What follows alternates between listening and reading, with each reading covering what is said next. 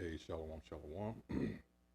First and foremost, call Allah Yahweh, Shem Yahushua, Shem Rakakwadash, and of course, double honors once again go out to the apostles, the bishops, and elders, the great millstone, who continue through the Holy Spirit to give us this truth. All right, this is Nama, the DC Camp. And from time to time, I like to highlight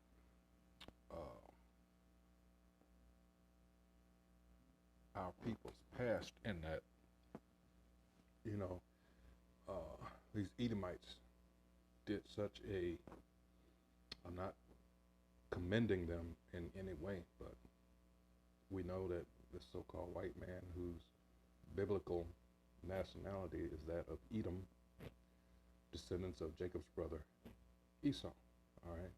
They are not of Abraham, Isaac, and Jacob. They are of Abraham, Isaac, and Esau, all right? So they're currently over there occupying the land, but you have to understand that there was a specific people targeted in the transatlantic slave trade, and they never were so-called Africans or Hamites, is what they truly are. All right, two different peoples just because they had dark skin, and these pretenders, these imposters who called themselves Jews, all they did was lump us in because we had dark skin. It was easy to do because, let's face it, people are stupid. All right. And hey, everybody's dark skin is Africans. Yet you have Elamites, East Indians, and others, all right, that are, a lot of them are darker than any of us. All right. So clearly this was strategy on their part. And like I say, from time to time, I like to go back. And in this case, I'm going to focus on an era roughly 40 years after chattel slavery ended. And we all know the bullshit that transpired after that with, so-called Emancipation Proclamation, which morphed into the prison industrial complex because they had to have that free labor. All right, and then the Freedmen's Bureau and Reconstruction, formation of the Ku Klux Klan, the National Rifle Association, all these amendments, 13th, 14th, 15th Amendments, and 16, up in this era right here that I'm getting ready to talk about. But, yeah, through all of this, you have to understand what we did scared these Edomites, these so-called white people, because in the case of around 2 generations, as I'm going to show you here, look what we accomplished. And please understand, once again, here it is, you have people that you had your way with them for centuries. And now all of a sudden, in a span of, like I said, 2 generations, roughly, look at them. So jealousy and envy set in. We can't have this. These are our Negroes. And now they're doing better than, no. We can't have that. So in any case, I direct you to this article here by Mel Floss. It says, watch rare footage of all black towns in 1920s America. I did only one yesterday, but I did something similar to this just a few short months ago. And I showed reel to reel, that old reel to reel footage. And our people, as you can see here, there's a certain dignity about them. And you have to ask yourself, well, what happened between then and now? And a lot of people, when you would ask them, would you, myself included, would you go back to this time, would say, hell the fuck no. All right? But you have to understand there was a strategy used. All right? Everybody thinks that, what was his name? Did he own the Dodgers? The Jackie Robinson situation was done, well, we can have the Negroes here, made such a big fuss out of Jake, playing in their league, but you forget, again, that wasn't done for our benefit. That was done because of what? The Negro Leagues was what? Generating its own money. All right. So these crackers wanted that money. That's all it ever is. They don't give a damn about us. Never did, never will. And that's our people have a large portion of our people have a hard time accepting that. We are still booty, B-O-O-T-Y. We are still slaves. All right. Anyway, it says many textbooks focused on the hardships black Americans faced after slavery, including exploitative sharecropping practices, racist Jim Crow laws, and violence at the hands of white supremacists. One part of African American history that gets less attention is the thriving black communities that appeared in the decades following the Civil War. Now, you would think they always complain about being around us, and yet a telltale sign that they're all fucked up is in cases like this where we built our own communities, what happened? They destroyed them, either by fire or they made lakes out of them, or both in some cases. All right, so you got to say, what the fuck is going on? Well, and just imagine what that does to a person that, that's got to deal with that. It says, thanks to rare footage captured by an amateur filmmaker, we have an intimate look at what life was like in these all-black towns in the 1920s. Remember, we're under the curses, all right? We bring out Deuteronomy 28, and it's all over the scriptures. And it's like everybody knows who we are except for us. But see, again, that's the curses. You go into Romans 13 chapter. You go into Isaiah 29, our people blinded. Isaiah 6 chapter. That was a curse. Referring to a curse that King David put, said, let this book, these scriptures be a snare to a lot of our people, and they are. All right? It's sad when you really think you know something, and all that time, what you thought you knew was a lie. All right? And it goes on to say, as National Geographic shares in the video description, this film was recorded by Baptist minister and businessman Reverend Solomon Sir Jones a century ago. In the 1920s, Oklahoma was home to roughly 50 black communities. Black Americans flocked to these neighborhoods to buy land, open businesses, and send their children to school away from discrimination from white Americans, trying to get away. All right, once again, keep this question in your mind. What happened between then and now? You're looking at 100 years. It's just look at a nice round figure there, all right? Residents lived a comfortable middle class lifestyle, and some became wealthy entrepreneurs. One couple mentioned in the video amassed a fortune from oil within decades of the Emancipation Proclamation, like I was telling you. But even in communities of their own, black Americans weren't always able to escape racial violence. Why? With that acquiring wealth, you would think, yeah, well, you got to have something to protect that. See, people just do, you think you're going to get money, all right, and you're all right. No, it don't work like that. But even in communities of their own, all right, like I've just read, we weren't able to escape racial violence. Between May 31st and June 1st, 1921, Tulsa's Greenwood neighborhood, also known as Black Wall Street, was terrorized by a white mob. And the sad fact about that is Jake, as it turned out, I've got it, I did a video on that. Jake was messing with this white girl in question. She happened to have a little job as a elevator operator. His name was Diamond Dick Rowland. And it was known by quite a few that they were, together. And they used this, he tripped going into the elevator, tried to keep from falling, braced himself up against her, and they used that as trying to say that he attacked her. And she repeatedly told them that's not what happened. He didn't do anything to me, but they used that as an excuse to get Jake up out of there. That's all it took. That's all it took.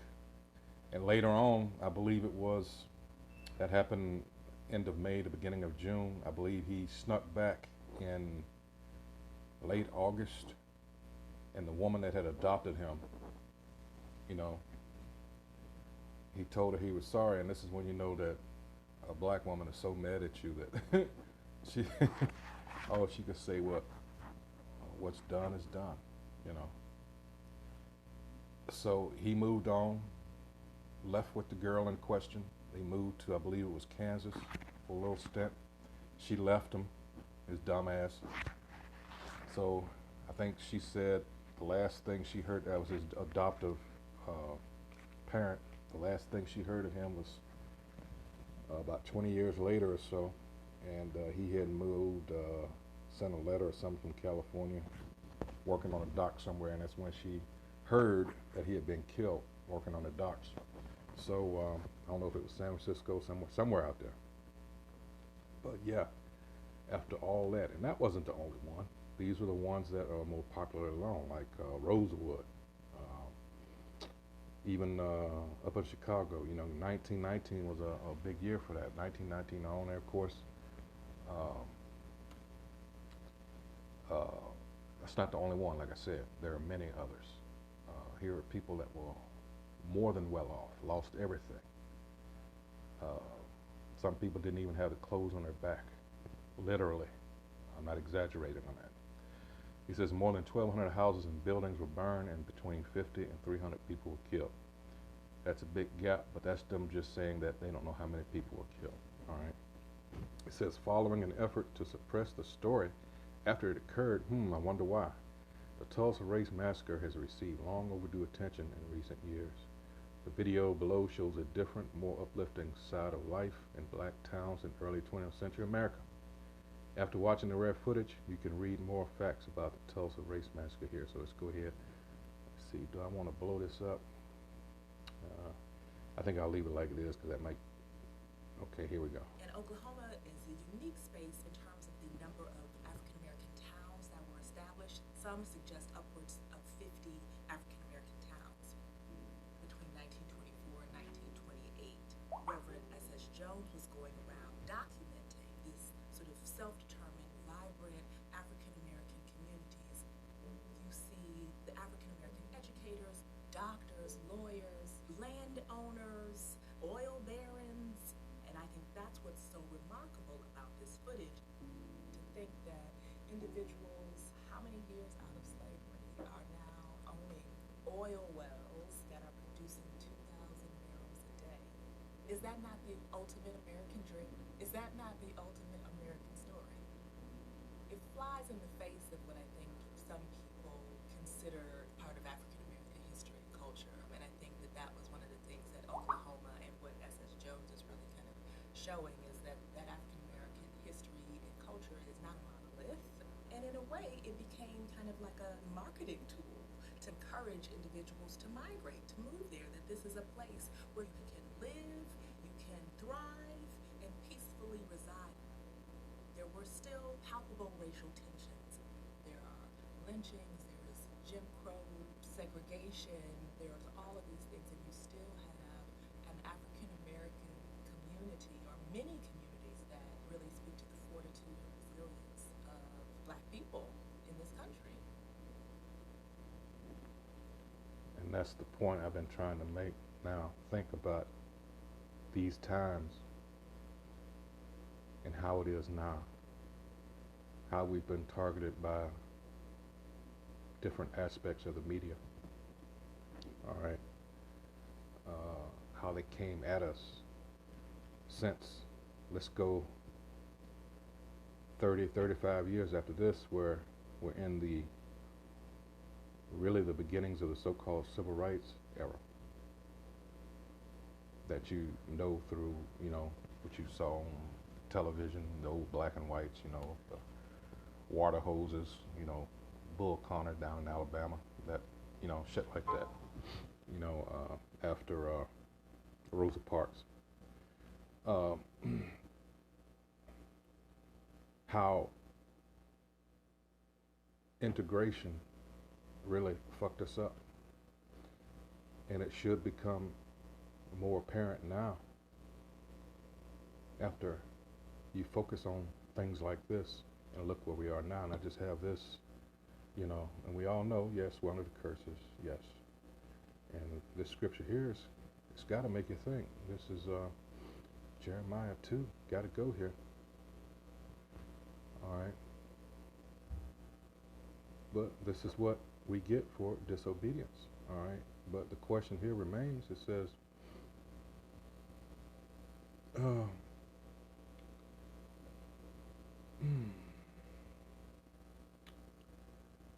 right.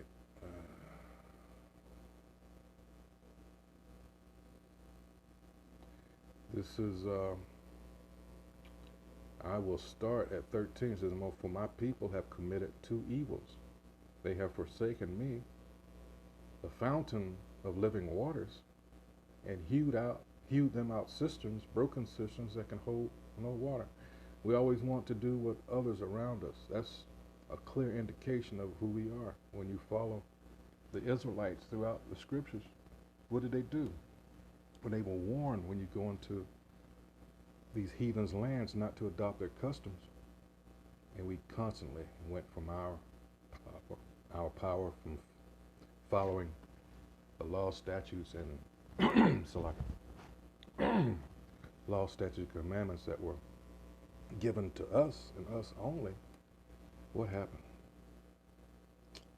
Yeah, that's why we're in the situation that we're in. 14, is Israel a servant? Is he a homeborn slave? Why is he spoiled? These three questions. As a result, yes, our people are servants. Yes, we're homeborn slaves. And you have the nerve to ask why? It's been in the scriptures all along. All right. But, wow. And it goes on. I'm going to skip down.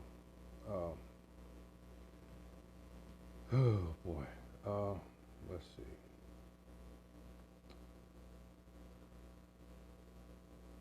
Thine own wickedness, verse 19, shall correct thee, and thy backsliding shall reprove thee. Know therefore and see that it is an evil thing and bitter that thou hast forsaken the Most High Yahweh thy power, and that my fear is not in thee, saith the Most High Yahweh God of hosts. And there's only going to be a few that get this. All right. The rest were blinded. That's why I mentioned Romans 13. All right.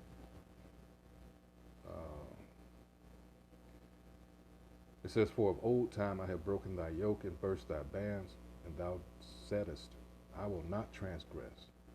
When upon every high hill and under every green tree thou wanderest, playing the harlot. See? You want to do what everybody else around you is doing. Everybody wants to be you and have what you have, and trying to identify with your power, our power, which is the Most High's name is Yahweh and his son's name is Yahweh Shai. But you don't want that. You want to be of and in the world with everybody else, with the heathen. Classic telltale sign of who Israel is. And everybody's figured it out except, well, not everybody, but a lot of people have figured it out except for you. You think they want you to know that? Because they actually know what's coming to them. It says, 21, yet I have planted thee a noble vine, holy, a right seed. How then art thou turned into the degenerate plant of a strange vine unto me? And look at the state of our people today. How can you argue against them being degenerates? There is no argument.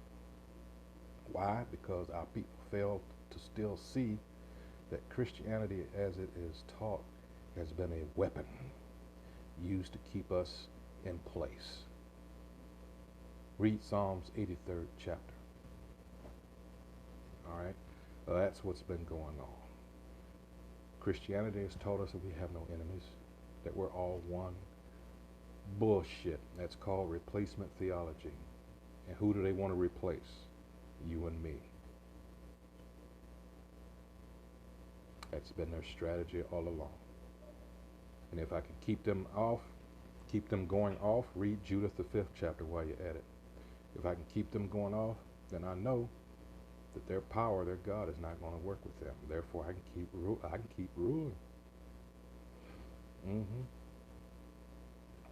See, there's a method to this so-called white man's madness. If you ever wonder why bacon is like in everything that's being sold or advertised, all these Wendy's breakfast sandwiches, bacon. Bacon, bacon, bacon, bacon, bacon, bacon. That dirty ass fucking swine. Alright? And all the other things that you shouldn't eat. Read Leviticus 11th chapter. In fact, I had quoted this so often. Let me go. I hope I didn't. Sometimes I get it backwards. I said 13. I hope it's not 11. Let's go. Let's see. Alright. Yeah, I did invert them. Hold on. It's Romans 11. Slocky. Alright, let's go ahead and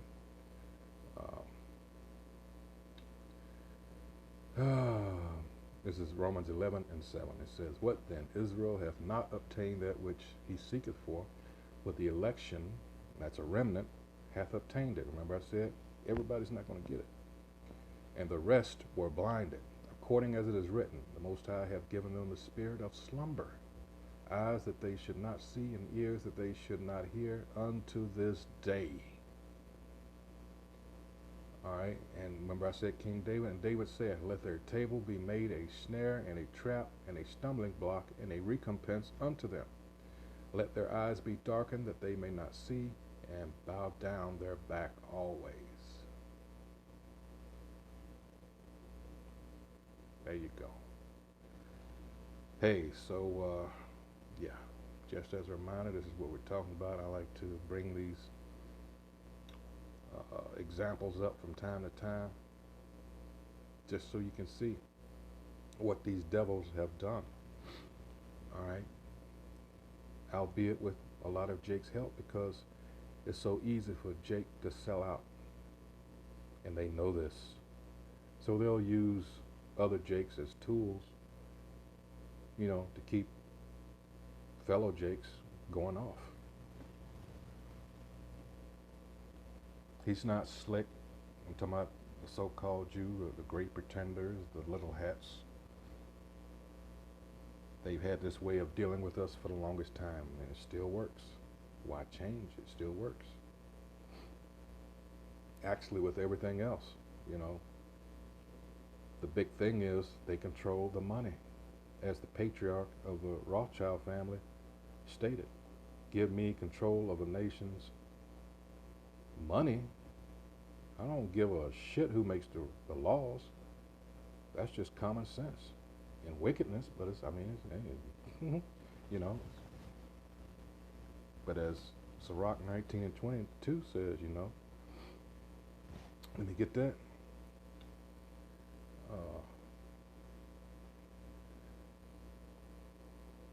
This is Sirach 19 and 22. Go straight to it. It says, "The knowledge of wickedness is not wisdom, neither at any time the counsel of sinners prudence." They say they got to pay to that. They got to pay for that, and they will pay. Sirach 10 and 8. You know, that's why this kingdom is being translated. All right. Let's see. In fact, let me go there since I'm in the book. This is Sirach 10 and 8. "Because of unrighteous dealings and injuries and riches got by deceit, the kingdom is translated from one people to another." See, his other strong point is his ability to deceive. Not only was he given as a blessing the sword, all right, but he's a lying, deceitful bastard, all right. Hey, so with that, that's all the time I'll spend on this.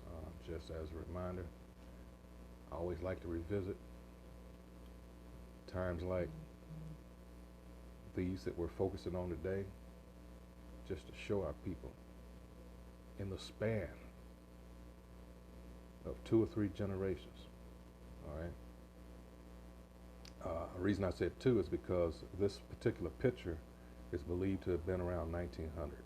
All right. This is a mortician school. Uh, yeah, so Jake was, continuing to move up, yet we're labeled as lazy. And that's only because, these Edomites have that wish that they could revisit the good old days like grandpappy and great grandpappy, Like I say, these devils got a lot to pay for, and they will pay. Don't you worry about that. So with that, shalom.